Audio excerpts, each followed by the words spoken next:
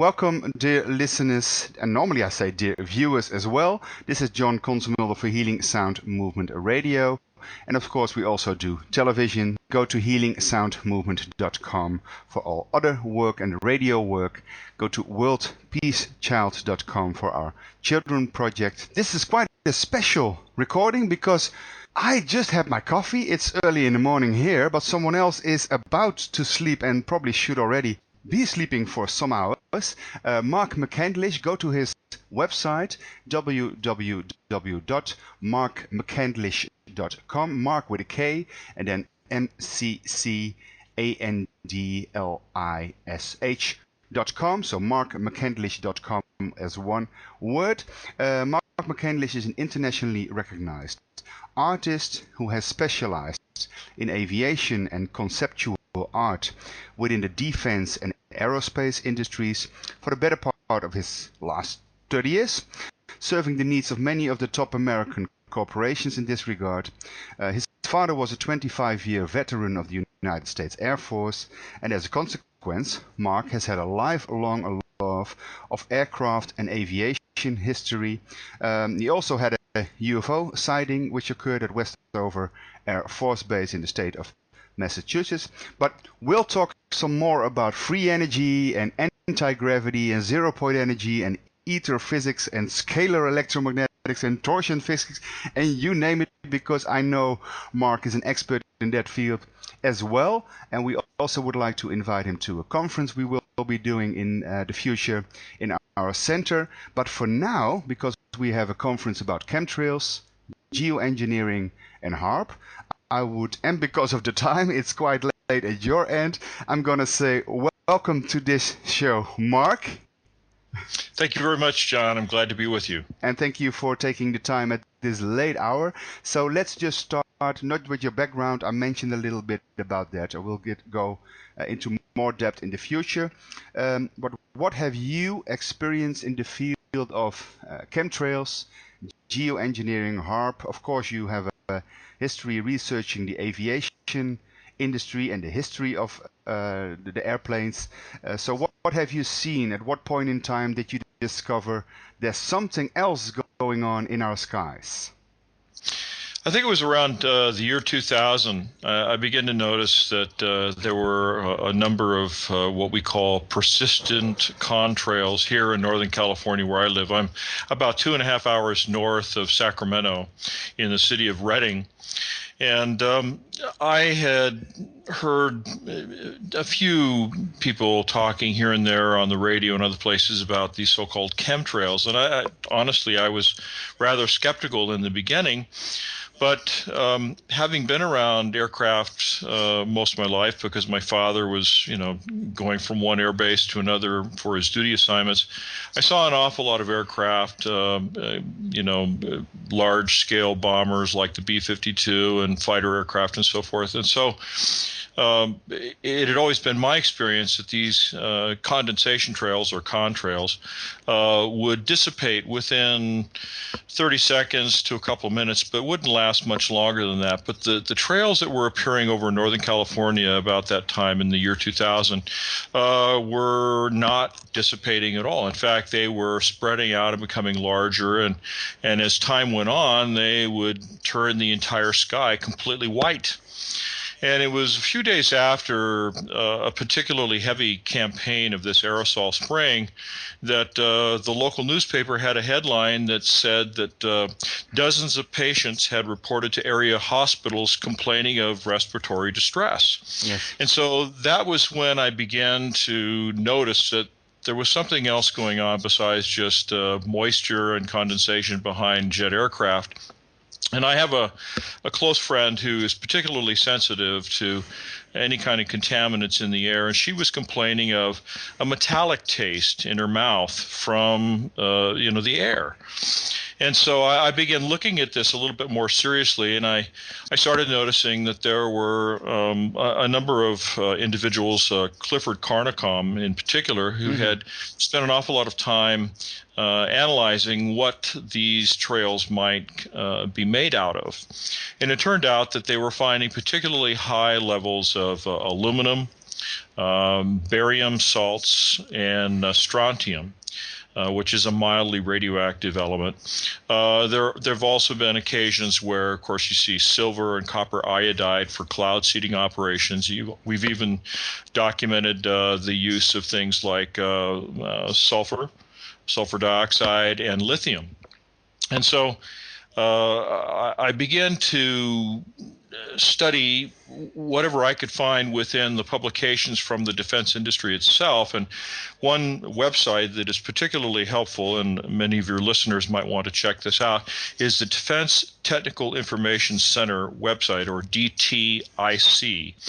If you plug in a number of specific search terms like aerosols, or weather modification, or nanoparticles, or any sort of toxic effects, toxicology of aluminum oxide, nanoparticles, things like that, you will begin to find papers that have been written by scientists who are working for the military, working through the Pentagon, working through various research programs, most of which have to do with biological systems and the impact that various chemicals used by the defense industry have on the environment and living organisms. You begin to find that there is a very broad spectrum of research that has been done about the effects of these particular materials when they are distributed in the environment. And so one of the first papers that I came across was a study that was conducted at Wright-Patterson Air Force Base in Dayton, Ohio, between the years of 1993 and 2001.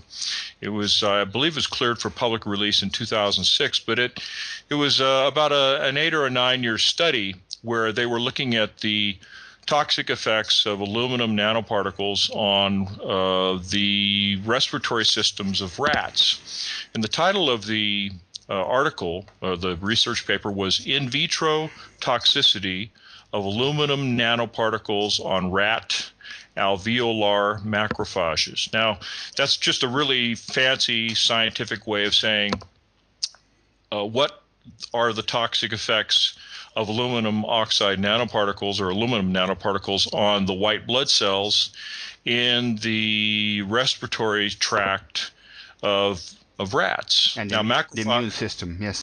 Yes. Well, you see, in the little air sacs that expand and contract when you breathe, when your lungs are expanding and contracting, those little air sacs are called alveoli. So when you talk about alveolar macrophages, you're talking about the white blood cells that are in those little air sacs that are there specifically to defend you against infections that might come into your system through breathing, through respiration. And so these white blood cells are your first line of defense against airborne infection from somebody next to you is sneezing on the bus or what have you. And so what the study said was that they determined that not only did these aluminum nanoparticles of particular sizes within a very short amount of time and a very relatively short amount of exposure would suppress not only the activity of the mitochondria inside the cells, which are they're little organelles, little symbiotic organisms that swim around inside the cells gobbling up toxins. But the aluminum nanoparticles would suppress the activity of the mitochondria, but it would also suppress the ability of white blood cells to swim up to and engulf pathogens.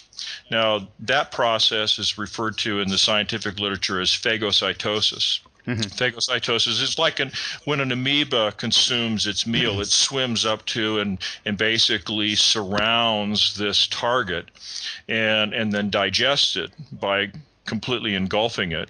And that's pretty much the same thing that a white blood cell does. And so this exposure to aluminum oxide nanoparticles and aluminum nanoparticles would actually have an effect of suppressing the ability of the white blood cells to do what they would normally do to protect you from airborne infections and exposure to various toxins. So this was something that I found to be very concerning. And so I started looking at what the possible dynamic uses of nanoparticles distributed into the air as an aerosol might do. And there were plenty of documents to be found that had to do with weather modification, that had to do with affecting the ionosphere, that had to do with being able to enhance the strength of storms to make them more powerful, or to even suppress the formation of storms, that you could even control the direction of storms. Now, I know that there's probably some of your listeners who are very skeptical about the possibility of being able to do that. So I'd like to explain briefly how that's possible. Sure. Now, for example, if you and this is just sort of an analogy, but if you took and put a log in your fireplace for a fire to keep you warm, and you take a match and you try to light it, it begins to burn slowly and very, very slowly begins to gradually be consumed by the flames and produces heat. But if you took that entire log and you broke it down to the size of particles of sawdust, and you tossed a match on the pile of sawdust, it would almost be explosive. The chemical reaction of oxidation, of the burning of the sawdust, would spread through the material so quickly that it would release all the energy very quickly at a very short amount of time. And that's kind of what happens with nanoparticles. Instead of putting a big chunk of metal into the air, they take and put countless particles, I mean, literally almost an inconceivable number because they're so tiny. Now, to give you an idea of just how tiny the nanoparticles that they're spraying into the atmosphere are, if you had a beach ball that was representative of a red blood cell that you see going through your veins when your body is your blood's pumping, your heart's pumping, and so forth. You took a red blood cell. These particles are so small that you could line up 50 marbles next to that beach ball, and that would represent the size of these particles. So take a red blood cell that you can't even see without using a microscope, and imagine that you've got 50 tiny particles next to it, and that's what they're spraying into the air. And it's part of why these particles can float around in the air for such a long time, is because they're so tiny, they're just blown around by the wind, and they can be lofted by the mere fact that when they absorb radiant energy from the sun and they heat up the surrounding air, and this is getting back to the analogy with the sawdust, when they absorb energy from the environment, it has a tendency to increase the surface area of what you're talking about, because instead of one big chunk of aluminum, you've got billions and billions of little tiny particles that are all having an effect over a much wider area. So if you imagine that these particles are all identical in size, and this is a key point, if the particles are all identical in size, say 100 nanometers across or 50 nanometers across, and a nanometer is a billionth of a meter, these particles will resonate at microwave frequencies, the kind of frequencies that the military would use, for example. In fact, this is kind of where the technology came from, was in the early days of trying to avoid being shot down by a missile or having some kind of weaponry directed at your aircraft using radar. One of the first things that the military discovered, probably back in the 40s or the 50s when radar was coming into use, was that if you sprayed a bunch of shredded aluminum foil out the back of the airplane, it would create a cloud that would reflect the radar energy and produce a much stronger signal for the listening part of the radar system. And so you could fool the weapons system that was being used against you into shooting at that cloud of aluminum particles instead of your planes. So you had a higher... Is that what they call chaff? Yes, exactly. Okay. Very good. So you know about this. So the idea originated with chaff, the idea that you could put something into the air that would either absorb or be much more reflective of a particular type of radiation. In this case, the type of radiation that was being used to direct a weapon system. But eventually, companies like Lockheed discovered that if you made the particles of metal of a specific size, and they were all the same size, you could tune those particles, you could tune the size of the particles so they would resonate at the exact frequencies that were used by the radar systems in Russia and China back during the days of the Soviet Union. And so they developed something called iron ball paint, and iron ball really refers to these particles of metal that were sort of suspended in the paint itself, which was kind of a resin-based paint. And so what they would do is they would paint this pigment on the aircraft. It was typically sort of a black or a dark gray color. And what it would do was it would absorb those frequencies of the microwave radiation from the radars of these systems. And instead of reflecting it back into the environment, it would resonate and it would convert the radar, the microwave energy, to heat. And so it would reduce the amount of reflected energy that would go back to the antenna for the radar system, and so you had what was called a reduced radar cross-section. Mm-hmm. And so this was sort of the beginning, the birth of stealth. And so what they eventually discovered was that if you distributed these particles into the environment, that you could kind of do the same thing, but you could cover a much larger area and obscure the enemy's ability to see what you're doing. And this particular idea goes all the way back to the smoke screens that were used. Bags of material were dumped out the back of biplanes during the First World War to obscure the location of ships on the sea so that an enemy battleship could not target that vessel with their artillery. So we're going from smoke screens to tele sunscreens, and we're going to stealth trails to chemtrails in a way. It's true. It's exactly true. In fact, to point out just how effective this can be, there was actually a gentleman a few years ago by the name of John Consemulder, living in Florida. He was a television broadcast engineer who had a type of cancer, and he discovered that for whatever reason, nanoparticles of carbon and nanoparticles of gold are attracted to a particular type of protein that you only find in malignancies and only malignant cells. And so if you were able to infuse a dose of these nanoparticles into the bloodstream, they would be attracted to and stick to just the areas where these malignancies were, wherever they were in the body, a totally non-invasive process.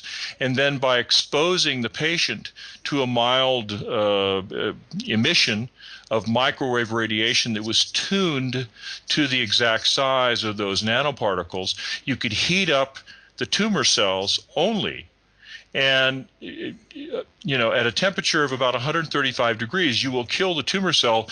But because tumor cells are not as robust, they're not able to withstand heat as well as normal tissue, the tumor cells would die and the surrounding tissue would remain unharmed. And so he found that this was a way that you could actually eliminate a tumor from the body and have the immune system, the white blood cells in the body, consume the dead necrotic cancer cells after they had died from exposure to this heat. And then, of course, the heavy metals, the carbon and the gold nanoparticles would be taken out through the urinary tract eventually as well. And there's processes for doing that.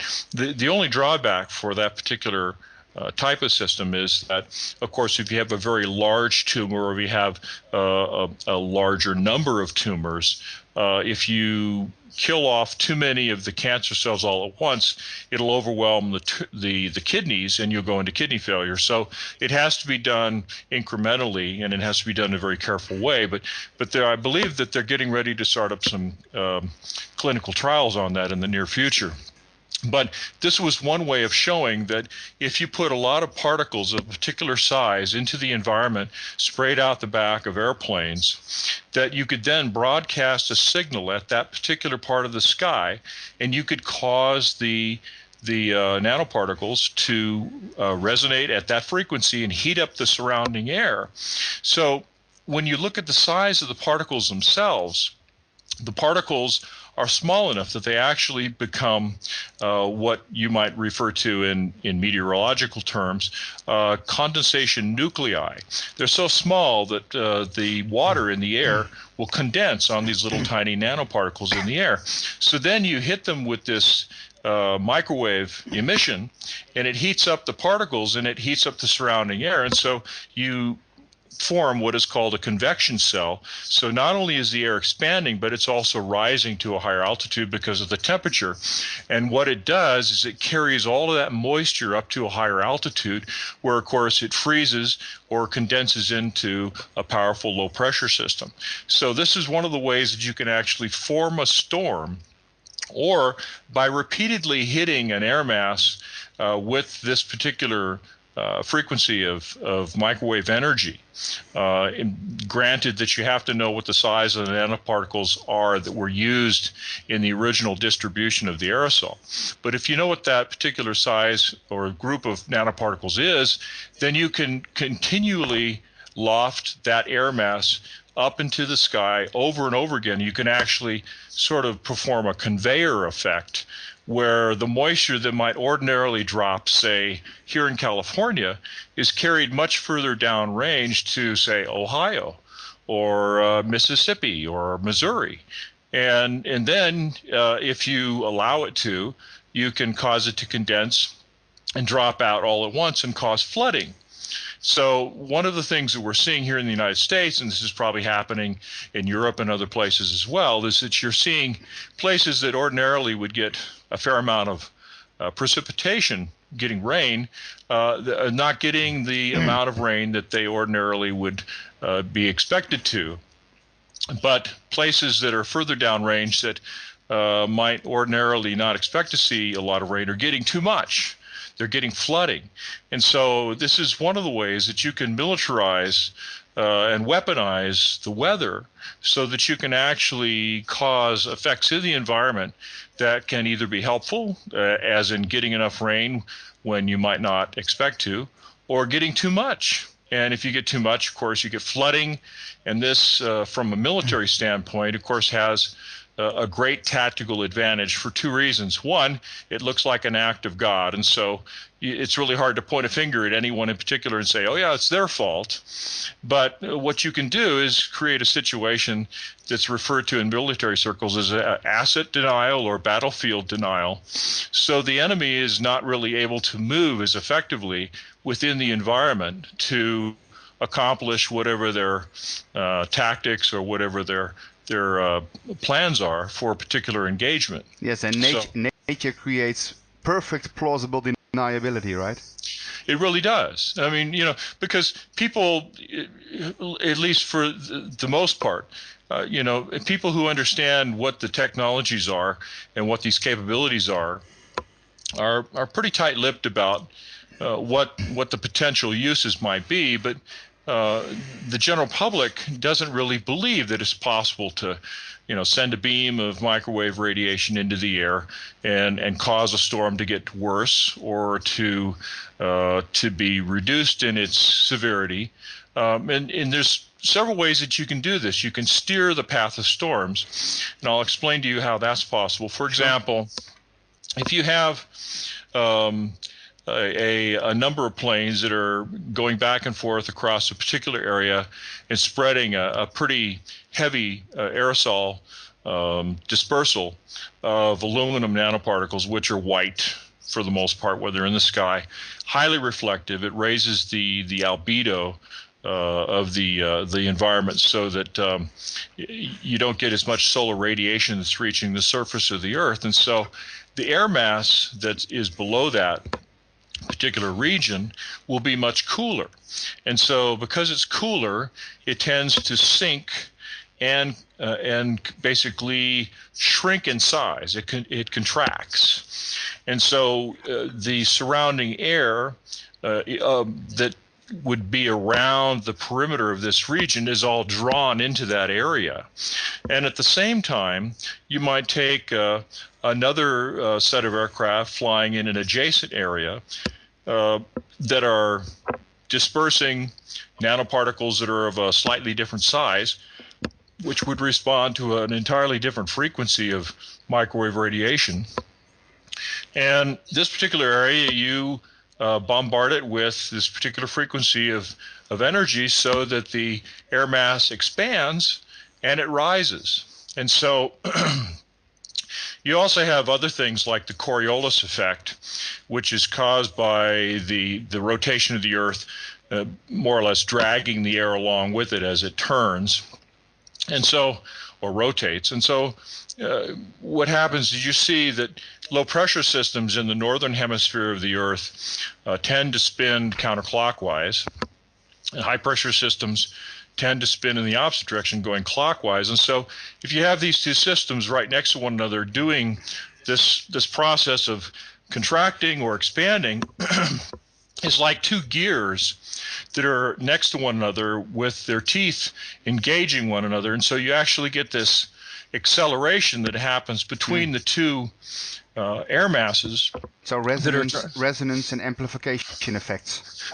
Well, it can be, yes. And so in this way, you can cause a region of the air to move along very quickly between these two systems, between the high pressure and the low pressure system. And by strategically placing where these particular dynamic effects are influencing the environment, you can actually steer the jet stream. You can steer the course of a storm.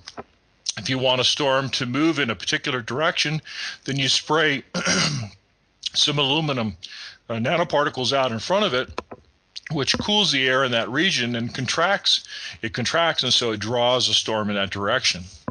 If you want to move a storm away from an area, you can do the same thing. You spray nanoparticles that have a particular frequency and bombard them with the microwave energy, like from a system like HAARP, which we can get into in a minute. And it causes the air mass to expand, so you can actually push a storm away from a particular area, protect a particular area by causing the air mass to expand. So I think in the meantime you need a glass of water. I can hear it from your voice. I do. If we could pause for just a second, I would like to do that. Sure. Would that be all right? Yep. Okay. I'll be right back. Sure. Oh, that's better. I thought so. I could hear that. Yeah, it was sneaking up on me there, and I just apologize. No worries. You want to continue, or you want me to ask the next question? Yes, go ahead and ask the next question. Okay. Now, Mark, I've been talking to many people, but for instance, Susan Joy Renison and Pyotr Garyaev. I also remember the work of Dmitriev. So that's a work of space weather, where actually all the carbon dioxide problems we have, and we text the human beings, but we could as well text the extraterrestrials because it's happening on other planets as well. So maybe our contributing factor to warming up this planet is, in all truth, immense, but at the same time, maybe this whole global warming thing is because of the chemtrails and of the ionospheric heaters like HAARP, and I trust there are many more of them worldwide, that are warming the atmosphere with, I believe, 1,000 degrees microwave radiation wise. So and then the space weather condition where we have all these 0 point energy fluxes and changes of electromagnetic background radiation, so to speak. So what's your opinion if you relate chemtrails and geoengineering to global warming? So A, is it happening? B, is it happening because of us, or mainly because of those weather warfare and weather manipulation interventions, or maybe together with all these space weather fluctuations? What's your opinion? Well, it's a combination of many different factors. There's a lot to consider. For example, the same aluminum nanoparticles that can be used to reflect the sunlight away and reduce the temperature of a local area by blocking the sunlight from reaching the surface can also be used to hold the heat in. Say, for example, if you spray California, an area that's west of your target area, in the early part of the morning. And we know that the global weather patterns in the northern hemisphere move from west to east because they're being dragged along by the rotation of the Earth. So let's say, for example, that this is a particularly hot day in Arizona, which is just to the east of California. And so you have this really, really hot day in Arizona, and then over the course of the day, all of this aluminum that's been sprayed over California drifts into the region that's been heated up during the day by the sun in Arizona. And so what it does is it tends to trap that heat below this layer of aluminum. It reflects in both ways. It reflects sunlight, heat back out into space, but it also reflects the heat or holds it in particular areas. So you can actually use this in either way to enhance or to exacerbate a meteorological condition that may or may not be desirable. Say, if you wanted milder weather in the northern latitudes at a particular time of the year, one of the ways that you can do that is to spray a region that's immediately to the west of wherever it is you want to retain this heat.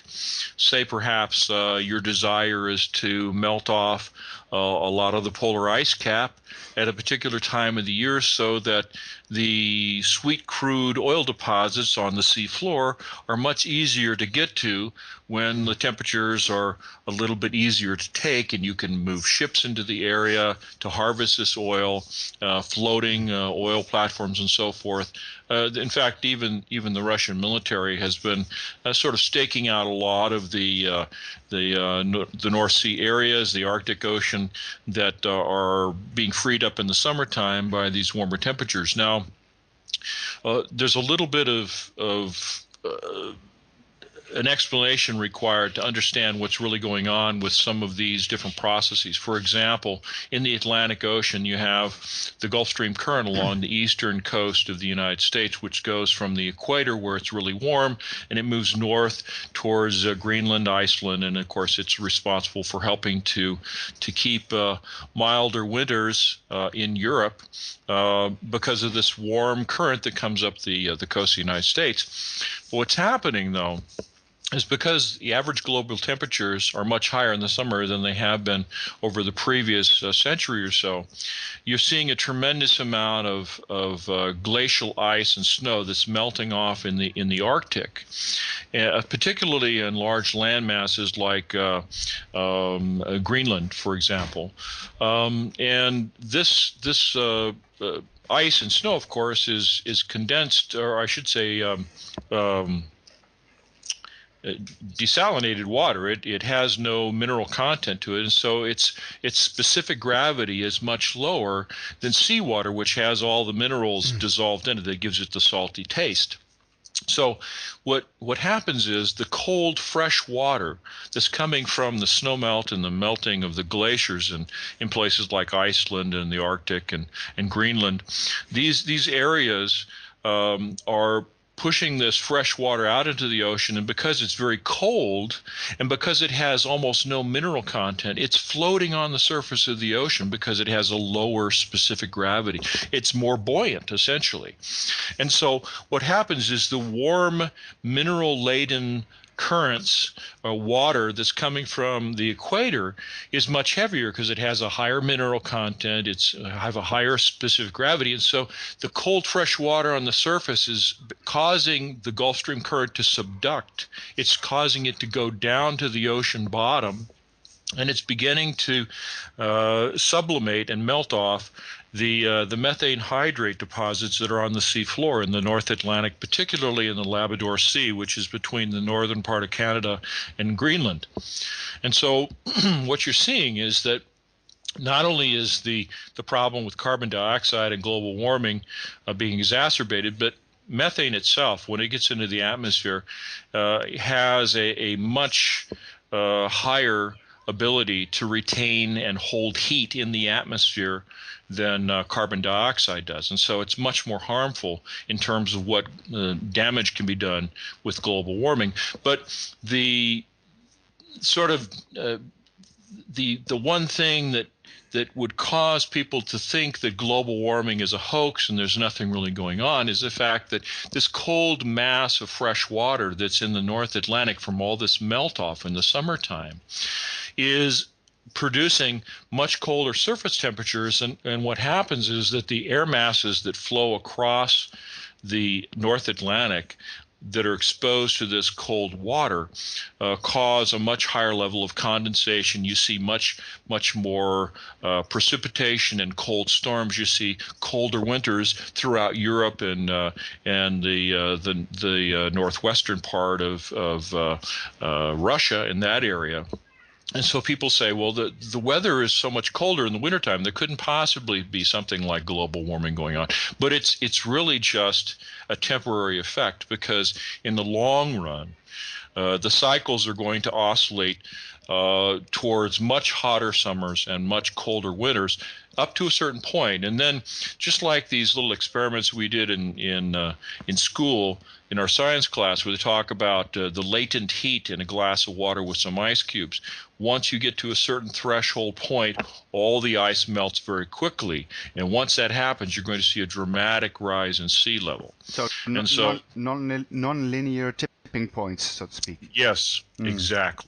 You're exactly right, John. So this is the thing that I'm really concerned about, because I really believe that even though there may have been, and you have to understand, there's these programs, the aerosol programs that are being conducted worldwide must be enormously expensive.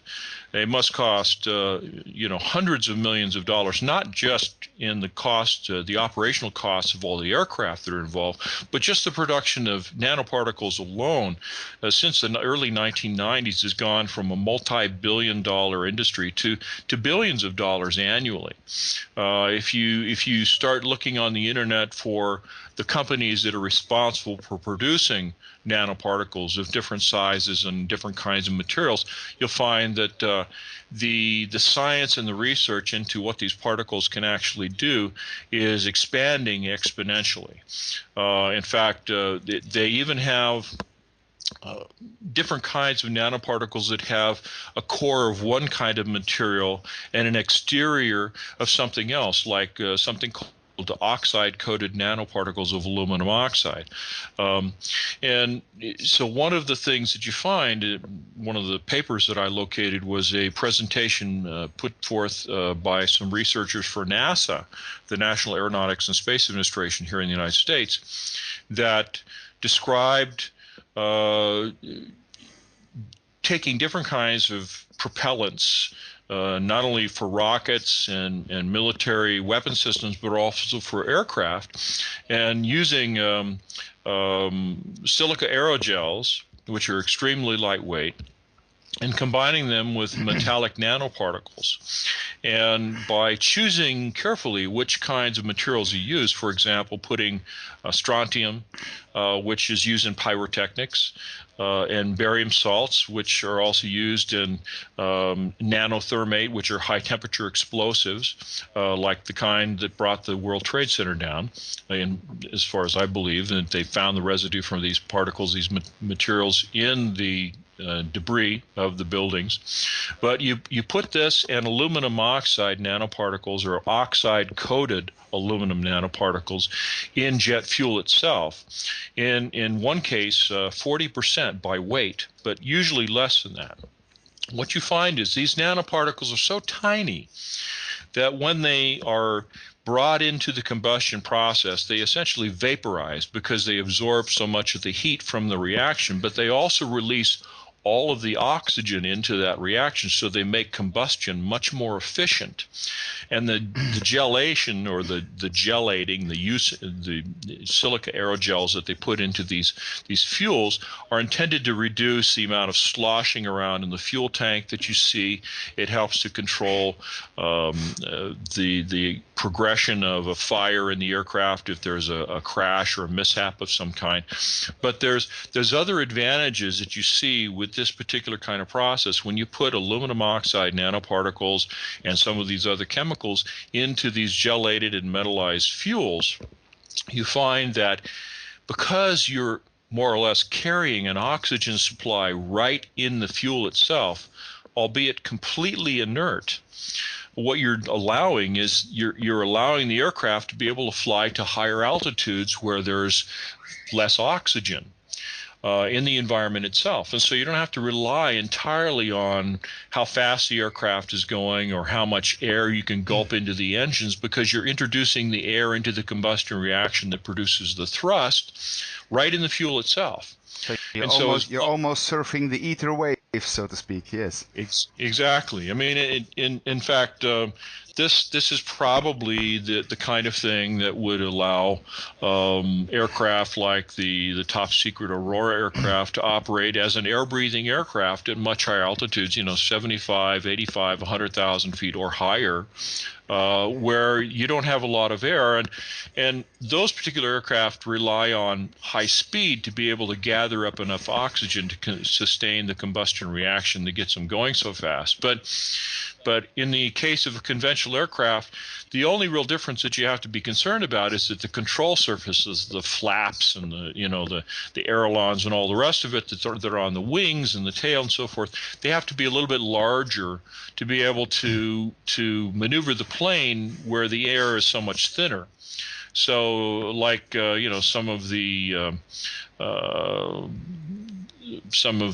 more advanced aircraft that we see today, like the SR-71 Blackbird, for example, which has now been retired, but the entire vertical stabilizers on that aircraft would move. And so it was a much larger control surface because it was operating at a higher altitude where the air is so much thinner. But if you're able to put the oxygen supply right in the fuel itself, it allows you to travel much more efficiently because, number one, if the air is thinner, it means it provides less friction, less air resistance, so your plane can move along much more efficiently, especially if you have the oxygen right in the fuel itself. But if you're doing this as a consequence of putting a metallic particle like aluminum oxide nanoparticles in the fuel, of course, one of the fallout materials from that operation, the operation of those jet engines, is of course going to be aluminum.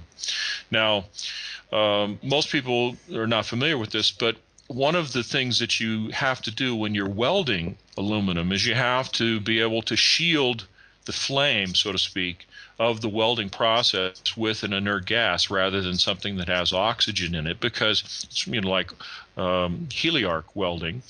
We're using helium or argon or some other inert gas, because if you have oxygen near molten aluminum, it immediately combines with the aluminum and produces a much more porous, a less strong, not as robust kind of a weld. And so this is part of what happens when you put aluminum oxide nanoparticles into jet fuel, is that when that aluminum comes out the back end of the jet engine as a vapor, it almost immediately recombines with the oxygen in the environment. And so that's what you see falling out of the sky in the form of these microscopic particles, is aluminum oxide. And so this is evidence that it's being used, at least partially, as part of the combustion process. Now, one of the things that so do you mean to say that the evidence we can deduct from the transmutation of alchemy process, if you will, from what you just described as the process of actually producing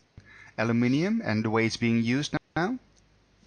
Well, the aluminum that's being put into the fuels or being used for the chemtrails, the geoengineering process, when it goes through the combustion process, and this is a completely normal process that you'd see in everyday chemistry involving metals.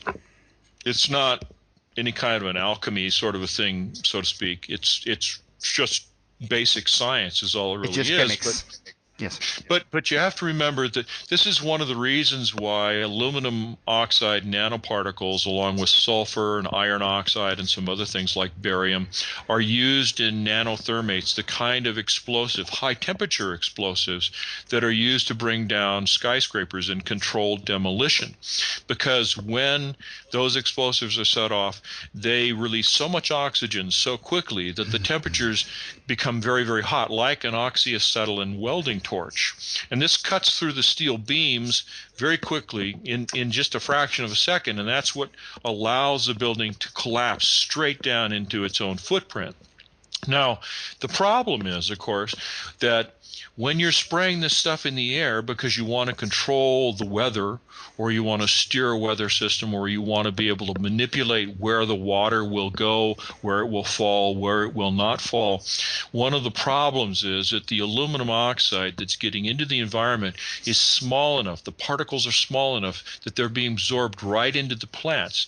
It suppresses the germination of plants. And so Monsanto, for example, has actually developed and patented a number of plant strains, crop plant strains, that are aluminum resistant. Yeah, the Terminator seeds. Yes, well, that's part of it. But the real problem is that these areas that are being sprayed, particularly here in California, is a great example, because you have a mountain range along the coast of California. You have another mountain range between California and Nevada, which is called the Sierra Nevada mountain range. But these are areas, what they call local areas of regional instability. That's one of the terms that you see in the meteorological texts describing what happens to the weather in this area. But basically what it does is when the air is moving along the surface of the earth and it encounters a mountain range, it's pushed up to a higher altitude, of course, where it's very cold. And if you have moist air that's coming in off the Pacific Ocean that's full of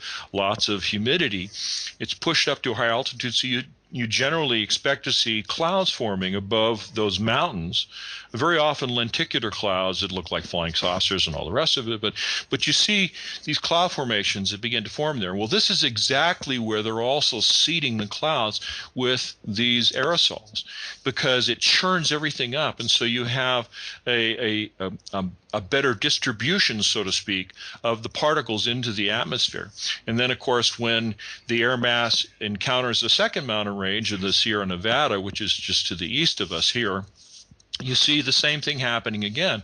So it's not unusual when these aerosol campaigns are occurring here in Northern California to wake up in the morning to a clear sky and by 9 or 10 a.m. to see 35 or 40 aerosol trails running the length of the state, going from north to south. And these are not just commercial airliners, although I will tell you that the aircraft that I see blowing these aerosol trails, more often than not, are Boeing 737-800 model aircraft in the Southwest Airlines livery, which is kind of surprising. But that's what I've seen with my own eyes. So the problem is, and this is what I was coming to, was that this aluminum oxide, when it gets down to the ground, when it eventually settles out from the atmosphere, very often settling at the higher altitudes in these forests, the forests absorb the aluminum nanoparticles that have this oxide coating because of the combustion process in the engines of the jet aircraft that it comes from. And the other problem that you have to remember, is the aluminum is a conductor of electricity. And so when you have all these particles floating around in the air, it also raises the ability of the air to conduct electricity. If there's a storm that happens, if a thunderstorm begins to form over the mountains, as is typical the case in certain parts of the year, like in August, September around here, we see a lot of thunderstorms. So you see a much higher number of lightning strikes. And of course, when the lightning hit the ground and it strikes in these forests, particularly after a drought like the one we've had for the last 3 or 4 years, you see forest fires caused by the lightning strikes. But remember that this is a forest that spent probably the last 10, 15 years absorbing all of these aluminum oxide nanoparticles, which means that the forest fires are much hotter because you're seeing the same chemical reaction that you would see in a thermate explosive. You're seeing the aluminum, the barium, and the strontium, which are all used in pyrotechnics, and it's being consumed and releasing all this oxygen during the forest fire. And so the forest fires are much more aggressive. They're much harder to suppress. Because we are ionizing the atmosphere, so to speak. Well, part of the problem is that when you have metallic particles in the air and a lightning strike occurs, there's an electrostatic potential that builds up when the air is swirling around and you have these particles. It's like static electricity, like when you're walking with a brand new pair of leather shoes across a particular kind of carpet and then you touch something, you get electric shock. And it's because you've built up an electrical potential by moving along with this particular kind of material on your feet. And this is kind of what happens in the sky. You get this electricity that builds up. And one of the things that we always see with thunderstorms is that there's usually lightning strikes that occur before the rain begins to fall out of the clouds. And so the problem is, of course, that if you've got all this aluminum, barium, and strontium that's in the environment and a fire starts, the fires are much harder to put out. Now, of course, what do fires produce? Carbon dioxide, and lots of it. But they're also producing a tremendous amount of soot.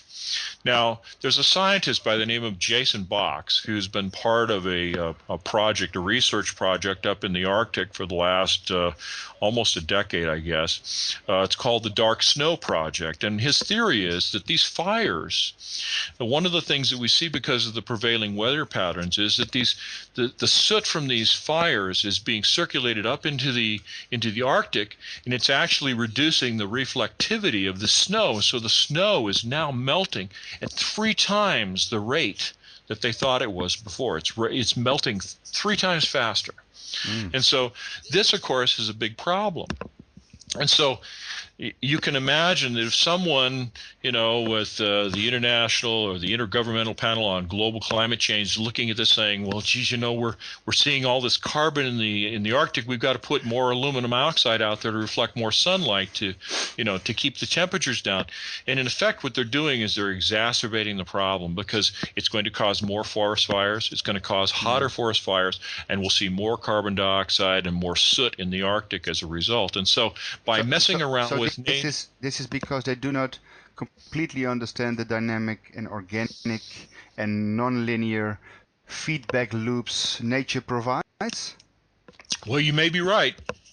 It's hard to say exactly whether this is intentional or whether this is the unintended consequence of experimentation that's just really kind of gotten out of hand. Sure. And it's hard to say because I try to imagine all of the reasons that a group of scientists with essentially an unlimited budget would sit around and say, okay, what if we do this? What will be the outcome? Will it stop global warming? Will it slow it down? Will it enable us to keep the water in the oceans and on Greenland and Iceland frozen, northern Canada frozen, so that we don't see the permafrost collapse? We don't see the melt-off of all this fresh water that's going to dramatically change the dynamics in the ocean, which will push the different currents like the Gulf Stream current to the floor of the ocean, causing the melt-off of the methane hydrates. Because once that happens, you're going to see an acceleration of the heating up of the northern latitudes, which, of course, in turn will cause the melt-off of the snow to become even faster. Now, by the way, Mark, you mentioned permafrost. If permafrost is collapsing, it's quite a misnomer then. Well, it is sort of, yes. It's no longer permanent. In some areas of Canada, for example, the permafrost is almost 150 feet thick. It has a biological material, animal and plant remains going back almost 250,000 years, 250,000 years, that has never decomposed, has never released its methane or its carbon dioxide into the atmosphere. And so as the temperatures in those northern latitudes become greater and greater, you see the permafrost not only in the North American continent, but all across Eurasia is beginning to melt off too. And it's, of course, many of the forests that are in these areas are actually bedded down into, it looks like basically a mixture of mud and snow. And so once it begins to melt, and it begins to cause a kind of decomposition process, just like if you're composting the shavings from your lawn. As the decomposition process begins to accelerate, you see warmer temperatures in the permafrost, so it begins to cause a dramatic meltdown. And as that happens, the forests that are rooted on the surface of the permafrost, that are still able to gather nutrients from what soil there is there, that process is causing the collapse of the forest. And of course, as the forests die, they're releasing all that carbon dioxide as well. So it's a process that will not only produce more carbon dioxide, but because of the decomposition of all the organic matter that's in there, you see other chemical processes that produce different kinds of acids like carbonic acid and other things that will then react with things in the soil like limestone and stuff. And this in turn produces even more carbon dioxide. So you see all these processes that begin to accelerate and snowball to begin to increase exponentially. And when I look at this, and I hear my conservative friends here in the United States scoffing at global warming, and the people are falsifying their data and it can't possibly be true. I'm actually embarrassed because it's as though they're completely ignoring the science of what's going on around us. And so when I see the aerosol campaigns that are being waged in the environment, I hope and I pray that whoever is doing this is making a genuine attempt to try and stall or to slow down global warming. But I think that there are probably some unforeseen consequences that are occurring as a result of these programs, and they're now trying to rethink what they can do. I mean, mankind has been so irresponsible with the way that we've treated the planet. And I look at a country like Ecuador, for example, where in 1940, the entire country was almost entirely rainforest, and now here we are, 60 years later or so. 70 years later, and 95% of that rainforest and all of its carbon dioxide sequestration is gone. It is gone. It has been cut down and turned into farmland for grazing cattle and so forth. And this is the kind of thing that's going on all around the world because of an exploding human population. So you begin to wonder when you look at that research paper I described before about the toxicity of aluminum oxide nanoparticles and how they affect the immune system and suppress your ability to defend against airborne infection. I begin to wonder if maybe, of course, a lot of my conspiracy theorist friends believe that this is something that they're doing to try and kill off the human race, or at least a good part of it, so that the population won't expand much beyond the 7 billion people that are on the earth right now. I don't know that I agree with that, but I can see that if these programs continue unabated the way they're going right now, that may be one possibility. Yeah, we have genocide, but we might have aerocide in this case, intentional or because of the consequence without using that intention. But one last question, because I read in the book Chemtrails Confirmed by William Thomas about space bugs that were actually eating aluminum, nano-sized bacteria, other life forms even tinier than bacteria, are thriving in our atmosphere. Robert Falk's work is mentioned there. So what do you think, what about the fungal and possible viral components of chemtrail contamination? If not deliberately introduced into a climate modification program, could malevolent microorganisms be piggybacking on the plumes? Well, that's one possibility. I mean, there's a lot of people that have tried to tie a relatively new disease called Morgellons syndrome to the chemtrails. That they believe that there are components in the chemtrails that are intended to spread this particular disease process. I honestly don't know enough about that to really speak with any authority, but what I can tell you is that when I looked up whether or not aluminum nanoparticles would have any detrimental effect in an aquatic environment, there was a paper that I found. It was I believe it was called the International Journal of Aquatic Toxicity. These are the search terms that you generally want to use when you're looking for this stuff on the internet: is toxicity, aluminum nanoparticles, and various scientific journals. But what they were saying was that one of the particular algae that you see in freshwater streams, like chlorella, is devastated. It's killed off by these aluminum nanoparticles. It has something to do with stripping ions off the outer cell wall, which causes the collapse of the cellular structure of these single cell organisms. But these are phytoplankton type organisms. These are single cell plants that are taking carbon dioxide out of the environment that they breathe in. Same as we breathe in oxygen, and they breathe in the carbon dioxide, and they release oxygen into the environment. So when you look at the extent of the forest fires internationally, United States and Russia, Australia, and other places, you look at how this will impact the phytoplankton in the sea that produces so much of the oxygen that we breathe. You can see where, in a way, this is almost like a kind of a terraforming process that's changing the entire surface of the planet. Mm-hmm. It's very frightening. I mean, from one perspective, when you think about, if you can put iron oxide nanoparticles into the ocean, that it dramatically increases the growth of certain kinds of phytoplankton in the ocean. But if you put aluminum in the same water, it'll kill the phytoplankton.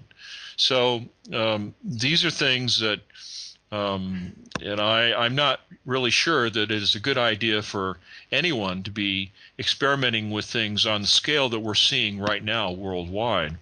Mark, while we are not being sure, because I agree, some comments I get from people, and I can understand this logical question is, well, I don't believe it, and who is doing it, and why would they do that, and why is necessary? And then the question comes, of course, which sounds very, very logical. They say, if they are doing this, they need to breathe air as well, so they would die as well because of the consequences.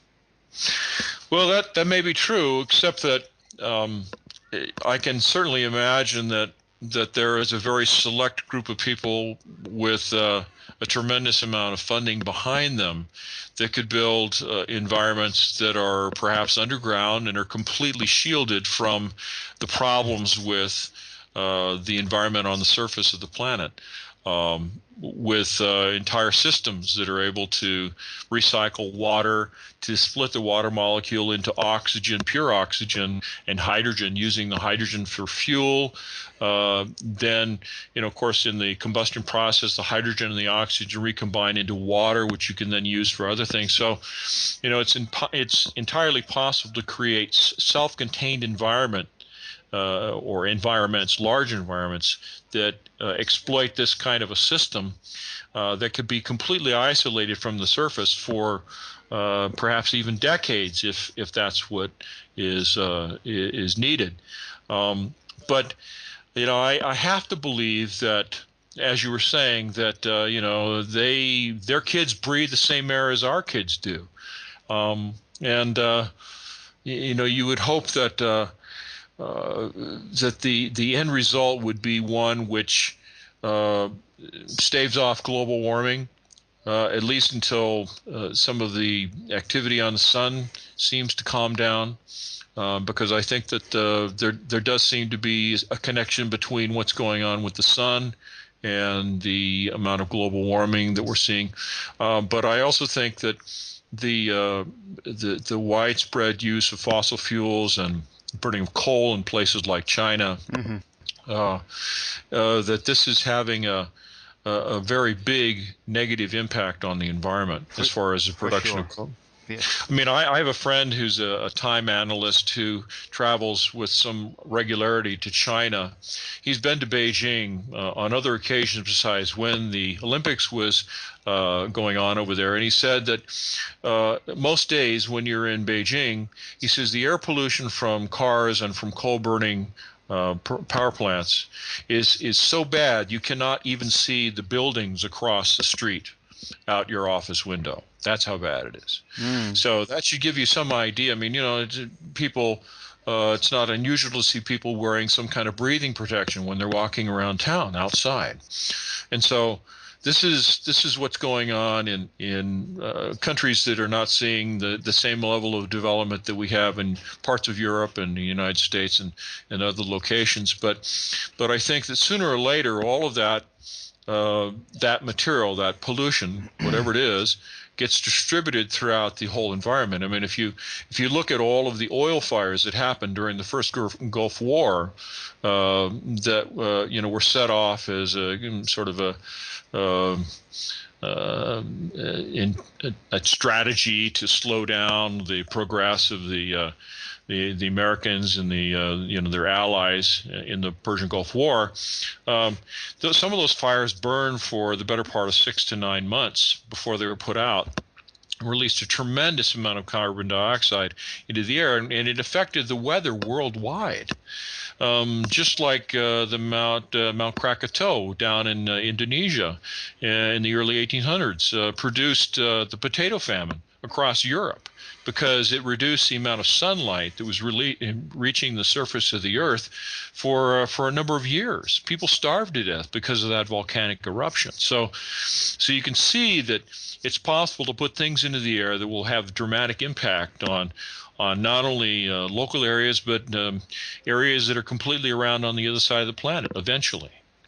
Some people are even defending the position that we need to act now with geoengineering, because they say, well, the planet is already dying, and in fact, even if we would stop all this pollution right now, because of all these feedback effects and amplification effects we created and are still going on, it might still be dying, although we would stop completely now, which isn't even possible. So that's of course the bad situation, but then again, this needs to be stopped probably if we want to save the planet. But other people are saying no, we shouldn't stop this, we should reinforce the geoengineering project, because otherwise we can't live here any longer on this planet.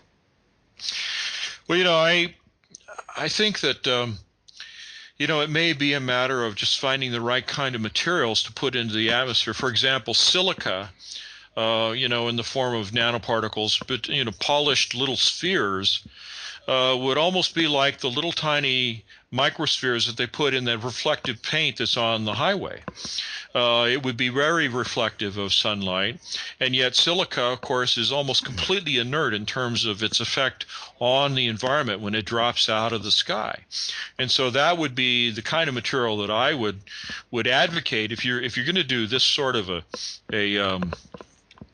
process, if you're going to be mounting an aerosol campaign in the hopes of slowing down global warming and the rising of sea levels and so forth, that you want to use something that's a lot more inert than aluminum or aluminum oxide nanoparticles. That's just a personal belief. But I think the real question that remains to be answered is exactly who is it that's doing this?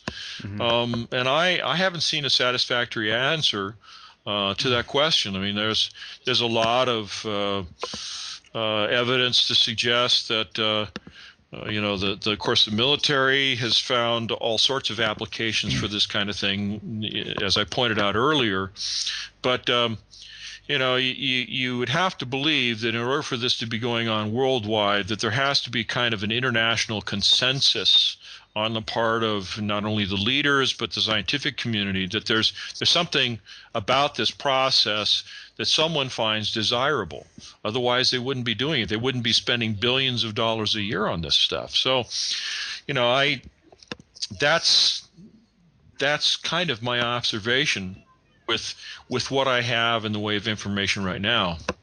I believe Michael Murphy, who of course produced What on the World Are They Spraying and Why, was about to work on the question, who in the world is spraying? So it might be interesting to talk to him as well.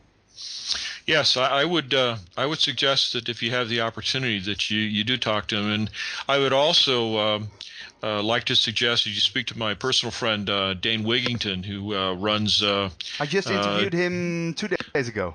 Oh, did you? Yeah. Did you really? Yeah. He's a terrific guy. Great I really talk. love Dane. Great talk. Yeah. And he lives about 15 miles from where I'm sitting right now. Okay. But he used to work for Bechtel Corporation in one of the divisions that was responsible for producing photovoltaic cells, solar cells.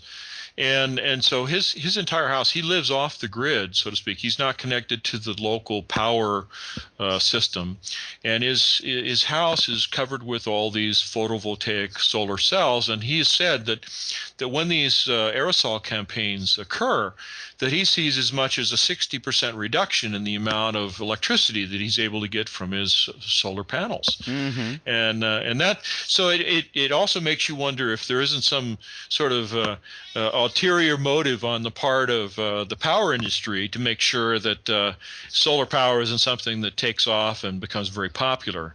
But that just seems far too sinister for me. I can't imagine why someone would want to block the use of a renewable resource like that doesn't have any negative environmental impacts, as far as its use is concerned. So, sure. Well, let's just end this talk by postulating that sustainability comes in many forms, also in our consciousness and the way we want to treat this planet, because in the end, I think it also boils down to something fundamental about who we are. I have this author, Clive Hamilton. The book is called Earth Masters. I like to quote this. He says in his preface to the book, so geoengineering is not just a technological problem, nor even an ethical one as usually understood. It goes to the heart of what it means for one species to hold the future of a planet in its hands. So the deeper question is, what have we become? Boy, that's a very remarkable statement. I couldn't agree with him more. Well, Mark, I would like to thank you for this long talk, because as our listeners maybe did not understand yet, it was early at my end here in the Netherlands, but over there in the US of A, I believe it's quite late in the night, so you took the time especially to get this out because of our chemtrails and HARP, and we didn't even talk about HARP. We could do it next time. But yeah. If you do have just a quick minute, I would like to touch on that. I have the time. It's you that has to decide when you want to go off to sleep, so to speak. Well, I'll tell you what. Let me just touch on HARP very quickly. The acronym, or the word HARP, it's spelled HAARP, stands for High Frequency Active Auroral Research Program. Aurora, or auroral, refers to the Aurora Borealis, and the ionization that occurs in the upper atmosphere because of these high energy particles that come from the sun, from the solar wind. And so when there's a lot of sunspot activity, or magnetic storms and so forth that occur on the sun, you get these highly charged particles that come in the direction of the Earth, and when they impact in the higher altitudes of the atmosphere, they produce the Aurora Borealis, which looks like these colored curtains. And I mean, I remember when my dad was stationed over Ramstein Air Base in Germany back in the 1960s, we traveled up to Sweden, Norway, and Denmark, and there was so much solar activity at that time that we were actually able to see the Aurora Borealis during the daytime in the summer. So that was pretty impressive for me as a little kid back then. But as far as HARP is concerned, you're talking about what is called a phased array. Now it sounds real technical, but really all it's saying is that you have a network of antennas. And these are antennas with a sort of two masts that are at right angles to one another. They're all exactly the same height. They're laid out on a perfect grid of squares with an antenna at each corner of the squares. And there's something somewhere between 70 and 100 antenna, I believe. And each one of these antenna produces a certain wattage of high frequency microwave energy. Now, the idea is that each one of those antennas, when it broadcasts a signal, that signal goes out in all directions like an expanding bubble. So if you are able to time the signal that is emitted from each one of those antennas down to a very, very small fraction of a second, literally a billionth of a second, you can set up a situation where all of the signals from each of those antennas will arrive at some distant location at exactly the same moment. So all of the energy will basically it'll come into alignment. It'll come into phase, so to speak. Like if you drop two pebbles into a smooth, calm puddle of water at the same exact time, you see the little waves that radiate out from each one of the little pebbles that hit the water, and where those concentric rings intersect, you'll see an interference pattern. So imagine then that you have maybe 50, 75, or 100 antennae that are all emitting a signal at a very, very controlled, very precisely timed sequence. You can make all of the energy from all of those antennas arrive at a particular location at exactly the same moment and essentially unleash the totality of all that energy at one time.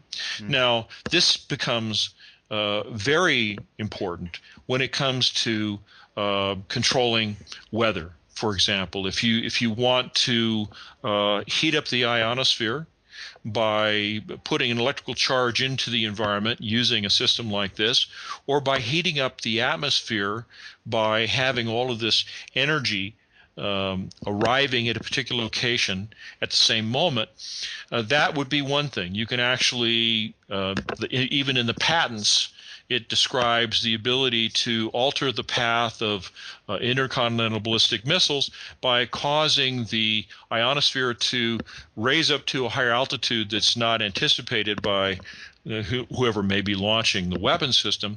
And so it creates an unanticipated amount of drag on the missile, and it causes it to go off course and theoretically not hit the intended target. But one of the other things that you can do, of course, is if you add to that the idea that you have countless nanoparticles of a very specific size, which responds to a very specific frequency in a particular region, and you want all of those nanoparticles to absorb and re-radiate microwave energy as heat into the environment, you can literally produce an extremely powerful low pressure system, because when you heat up the air, of course, it rises just like the smoke rising up off of a candle because of the convection cell that it creates. Now, the other thing that happens, of course, is that as the air mass is rising, it's carrying any moisture that's with the air to a higher altitude. And this is all a byproduct of focused energy that's coming from something like a phased array field of antennas, like the HARP system. Now, I know a fellow who actually worked on the HARP system, and he tells me that there are at least 17 other systems like that are placed around the world at very strategic locations. And so it's very clear that there is some kind of a coordinated program that's involved with the use of this particular kind of technology. And so, I can see where weather could be weaponized in this way. It could also be used as a way to steer powerful hurricanes away from highly populated areas. So you reduce the amount of property damage, you reduce the amount of injuries or casualties caused by a powerful weather system like that.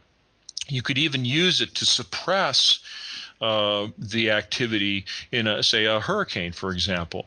You might be able to create a counter-rotation adjacent to the hurricane and steer it away from a particular populated area. You might be able to actually use this kind of a system to be able to heat up an area within the storm so that you basically throw it off balance, like removing the balancing weights from a wheel on a car so that it begins to wobble and it goes off course. So there's a lot of things that you could do in a useful way that might be helpful to mankind, but it's also something that can be used in a very destructive way. And part of what people don't understand in terms of the significance of HAARP and systems like HAARP is that you're taking what amounts to a lot of little tiny antennas, little smaller systems that are not as powerful, that don't handle the amount of energy, and you're just combining all of the total power emitted by that array by focusing it and causing it to arrive at the same location at the same time. That's really all you're doing. And so in a way you're creating a system that on the surface doesn't seem like it's all that threatening, and yet the combined energy of all those antennas could actually blow out the avionics on an aircraft and cause an aircraft to crash too, if you know exactly where the aircraft is and you can target it very precisely along its flight path. So these are things that I think most people don't imagine or understand as being possible, but it's completely within the realm of run-of-the-mill physics. These are things, most of this kind of technology has been around for quite a while, but it's never been incorporated into a single system or used as a means of projecting force to the degree that I think it's being used right now. That sounds that Nikola Tesla's ether physics has progressed quite well in the last century. Now, I would like to, I just interviewed Elana Freeland, who wrote the book Chemtrails, HAARP, and the Full Spectrum Dominance of Planet Earth.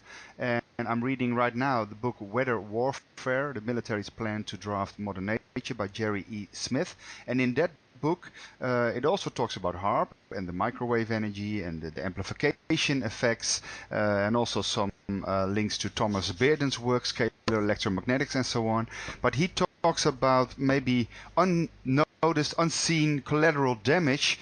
For instance, Colombia, he wrote about it might have been that he's in a way explaining that it's not like a laser beam, very coherent, focused beam of information, that it also has a dispersal, so by which he means that sometimes when you direct at a point because you want to influence the atmosphere or you want to ruin a missile coming in or whatever, if the missile, for instance, is pointed at a spacecraft or another airplane, then what to do, because you want to get to the missile, but if your normal plane, which you want to protect, or your normal aircraft or whatever, is in the vicinity of that influence field, so to speak, it would also get ruined. So how does that work? The very focused beam of information, like a laser, but of course it's way more than just laser or maser technology,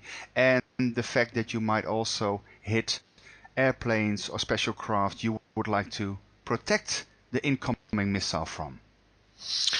Well, as you may remember, during the Cold War, there was always the discussion of a possible nuclear war between the superpowers, between the Soviets and the United States, or the Chinese and the United States.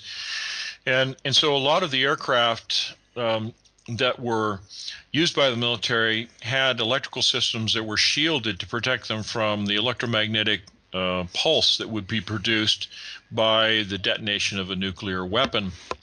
And so there are ways that you can shield the electrical systems of aircraft, and I believe that there's probably more of that going on now within the civil aviation community for commercial airlines and so forth.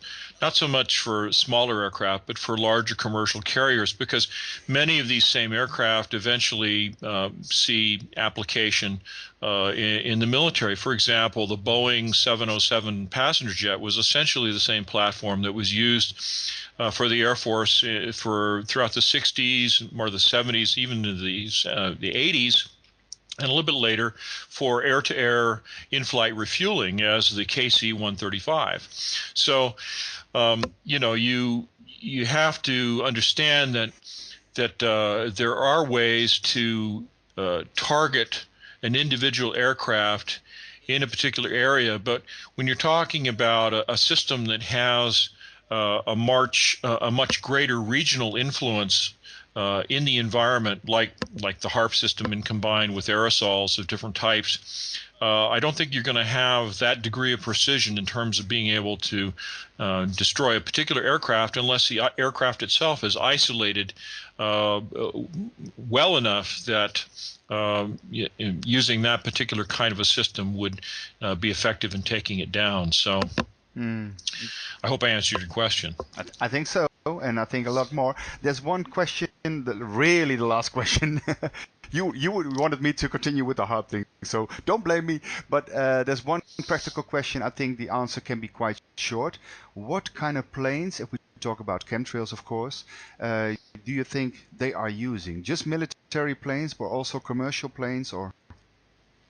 Well, I think it's a combination. I have seen not only military aircraft like the KC-135. They have a more recent version of the aircraft that has a larger, more efficient high bypass turbofan engine that they're now using, and I've seen that particular type of aircraft. I've also seen Boeing 747s. I've seen some of the larger four-engine Airbus commercial carrier aircraft blowing aerosols, but the one aircraft that I see more than anything else here in Northern California is the Boeing 737-800, which is it's noteworthy because if you happen to have a powerful telescope or a set of binoculars that you can see this aircraft, the 737 is characterized by the fact that the main landing gear that are right under the center of the aircraft, where the wing is, the main wing,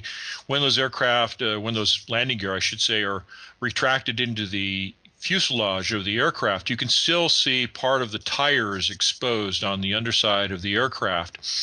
The newer models, the Dash 800 version of the 737 has the little fins out on the wingtips also, which is something that you see in a lot of the telephoto shots that people are making of these aircraft spraying the aerosols. And so, but I've also seen a Boeing 767 that was leaving an aerosol trail that was being blown from the entire trailing edge of the main wing, not just the engines, but the entire wing itself, like a crop duster.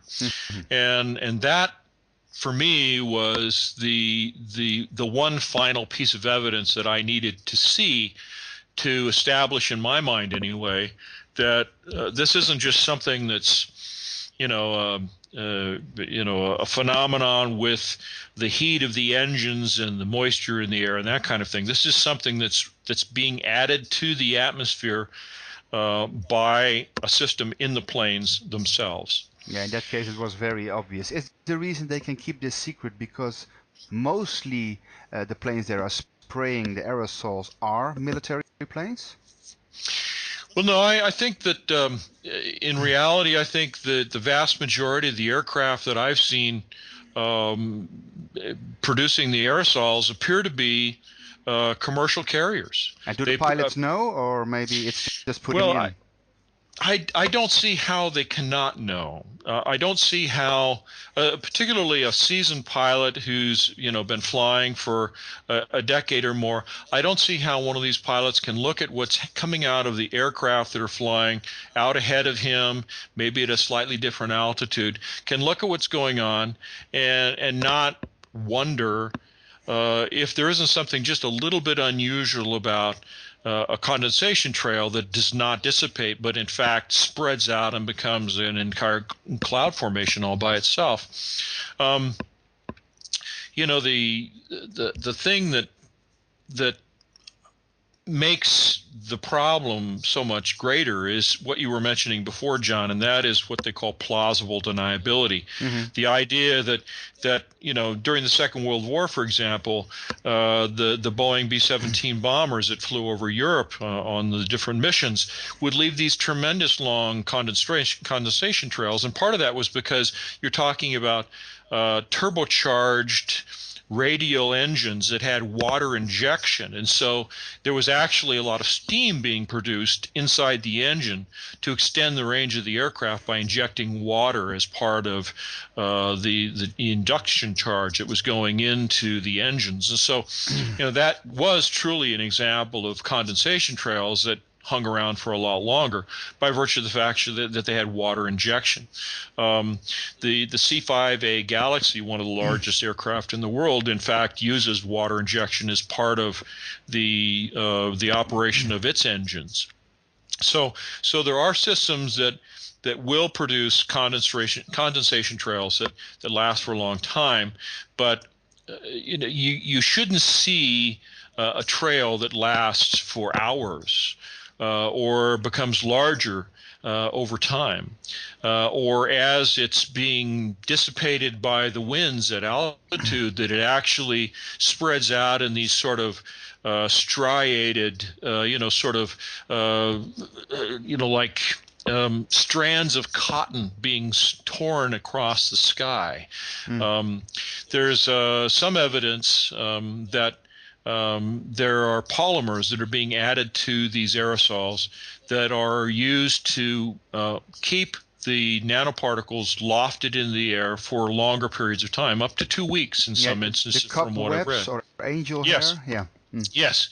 In fact, there have been a few occasions where I think the problem on occasion is that these strands of polymer material have to be mixed at particular ratios with the fuel and with everything else that's being sprayed out the back of the aircraft in order for them to dissipate and to help loft these nanoparticles for longer periods of time. But if you don't get the mixture quite right, you wind up with what are called chem webs. Now, several years ago, just a couple of years ago, on a Saturday, we had chem webs falling all over the community of Redding, California, where I live. In fact, I managed to collect a specimen of those, which I still have in my freezer right now. So I have seen this. I hope you don't eat any food from your fridge. Oh, no, I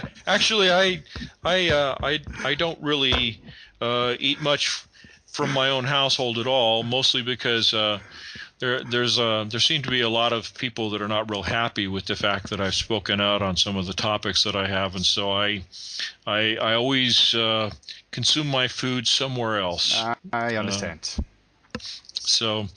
But the interesting thing, the quality about these strands of material was that it was pure white in color. It had a very fresh, organic look to it, almost like spider webs that were thicker, and it had kind of a wavy texture to it also at a small scale. And when I collected the specimen, and this is something that I would suggest to anyone who comes across this kind of material, do not touch it with your hands. Do not let it get on your skin. If you're going to pick it up, put it into a sterile container. Use some kind of metal appliance like a stainless steel knife, or some kitchen utensil that you will not use again until after it's been thoroughly cleaned with hot water and soap and so forth. But do not touch this stuff with your hands. Okay. Well, I think we covered the whole chemtrail geoengineering hard thing here. Mark, such a nice time talking to you, and what an amazing insights and knowledge you have, and I would like to appreciate your time and your expertise, because we, like I mentioned to the listeners, we just wanted to have a little bit of comments about the chemtrails. I had all the time, so we can talk for hours, but I know you had to go to bed like probably already a few hours ago. So once again, I would like to thank you for your time and your perseverance, and I would love to have you come over here and join us in Amsterdam with a conference about anti-gravity and free energy and ether physics. But we'll talk about that a little bit more in the future. For now, I'm signing off. My name is John Consemulder. Go to healingsoundmovement.com, tv.healingsoundmovement.com, worldpeacechild.com. But first and mainly, of course, go to markmccandlish.com. And Mark, hold the line for just 1 minute more. But for now, I want to say bye-bye to our listeners. And thank you, Mark, for this amazing talk. Thank you for having me, John. I really appreciate it. Thank you.